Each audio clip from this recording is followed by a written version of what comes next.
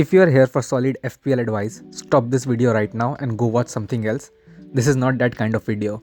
This is a rant, a raw, unfiltered rant about how my Game Week 15 turned into an absolute disaster for my team.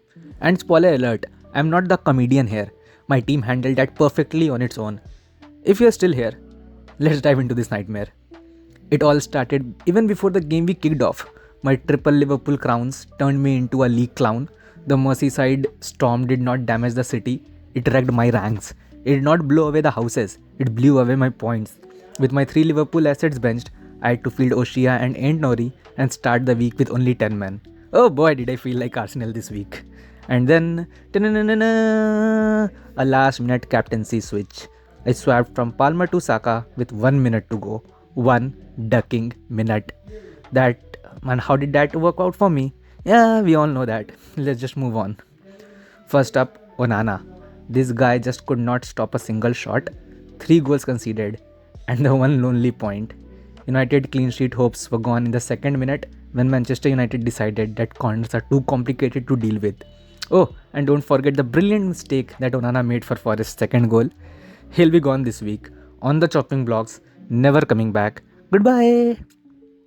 Oshia is my next defender. And this one hurts. He was sitting on a sweet 6 point until the 85th minute.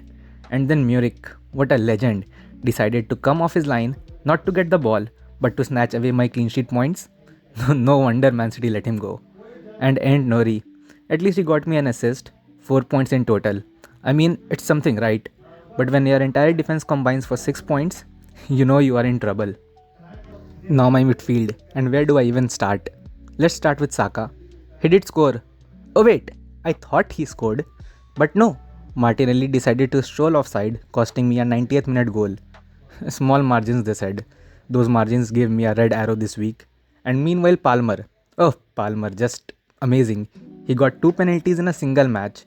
What were the odds? And he scored both, obviously, including a Panenka. That was absolute class, of course.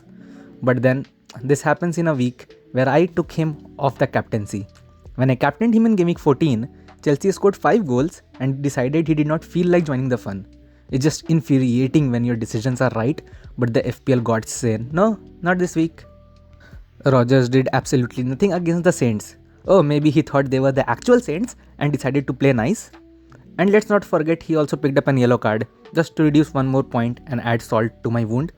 The only saving grace this week was Bowen. I swapped him for Fernandes, and when Fernandes scored and got a 9-pointer, I thought, here we go again. But then Bowen delivered a 12-pointer.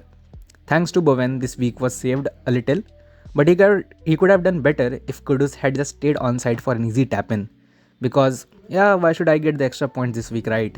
Bowen was just a differential. Just a differential. And now coming to my forwards, the less said the better. Wissa was the only shining light this week. He was heading for 3 bonus points until Isak and Mbemo decided to rain my parade. Mbemo picked up an assist in the 92nd minutes to get all the 3 points and robbing Wissa of some bonus points.